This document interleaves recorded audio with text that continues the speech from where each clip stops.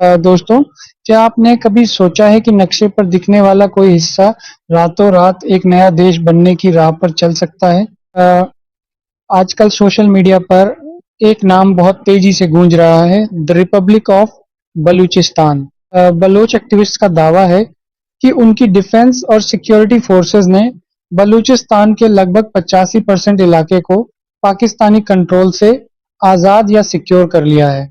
अब पहली बार में सुनने में यह बात थोड़ी बढ़ा चढ़ाकर लग सकती है, लेकिन जब आप ग्राउंड रियलिटी और ग्लोबल मीडिया की रिपोर्ट्स देखेंगे, तो समझ आएगा कि मामला कितना गंभीर हो चुका है। हाल ही में फाइनेंशियल टाइम्स में करीब 1000 शब्दों की एक विस्तृत रिपोर्ट छपी। इस रिपोर्ट के मुताबिक बलूचिस्तान में इंसर्जेंसी यानी विद्रोह इतना बढ़ चुका है कि वहां काम कर रही चाइनीज कंपनियों ने पाकिस्तान को काम बंद करने की धमकी दे डाली है। बलूचिस्तान के कॉपर माइंस और अरबों डॉलर के प्रोजेक्ट्स या तो बहुत स्लो हो चुके हैं या बंद होने की कगार पर हैं। जब पाकिस्तान की फॉरेन मिनिस्ट्री से इस पर सवाल पूछा गया, तो उनका हमेशा की तरह एक ही रटाया जवाब था कि हम चाइनीज नागरिकों को बेहतरीन सुरक्षा दे रहे हैं। लेकिन सच ये है कि डर के मारे कई चाइनीज इंजीनियर्स और वर्कर्स पाकिस्तान छोड़कर वापस चीन जा चुके हैं। बात सिर्फ बयानों तक सीमित नहीं है। बलूचिस्तान ने अब अपना खुद का नेशनल एंथम, राष्ट्रगान, अपना नेशनल फ्लैग झंडा और अपनी खुद की करेंसी बलूची फालूस को भी इंट्रोड्यूस कर दिया है। आज जो लोग सोच रहे हैं कि बिना इंटरनेशनल मान्यता के ये करेंसी कैसे चलेगी, उन्हें इतिहास याद करना चाहिए।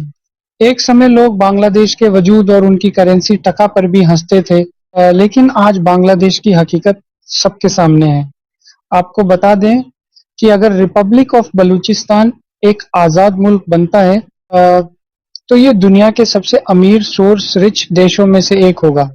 यहाँ की आबादी बहुत कम है, लेकिन यहाँ गोल्ड के विशाल रिजर्व, कॉपर माइंस, 150 से ज्यादा एक्टिव गैस फील्ड्स और 1200 से ज्यादा कोल माइंस हैं, यानी संसाधनों का असली खजाना।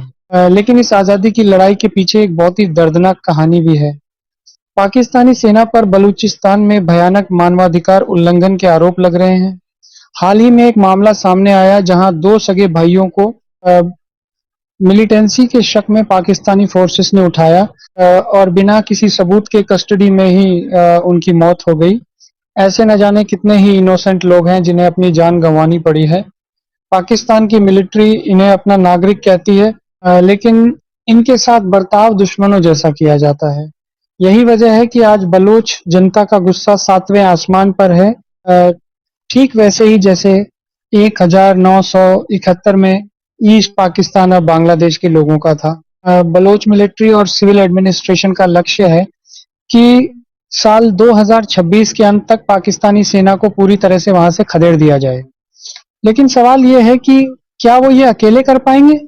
इतिहास गवाह है कि जब बांग्लादेश बना था, तो भारत ने एक बेहद क्रिटिकल और ऐतिहासिक भूमिका निभाई थी। आज बलूचिस्तान के मामले में भी अंतिम फैसला, या कहें कि the final nail in the coffin, Bharat की एंट्री और स्टैंड पर ही निर्भर करेगा।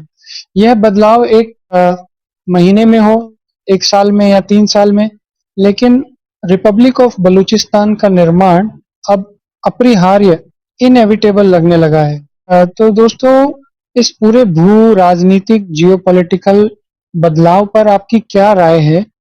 क्या आपको लगता है कि 2026 बलूचिस्तान के इतिहास का सबसे बड़ा टर्निंग पॉइंट साबित होगा? कमेंट सेक्शन में अपनी राय जरूर बताएं। वीडियो पसंद आया हो तो लाइक और शेयर करना न भूलें। धन्यवाद।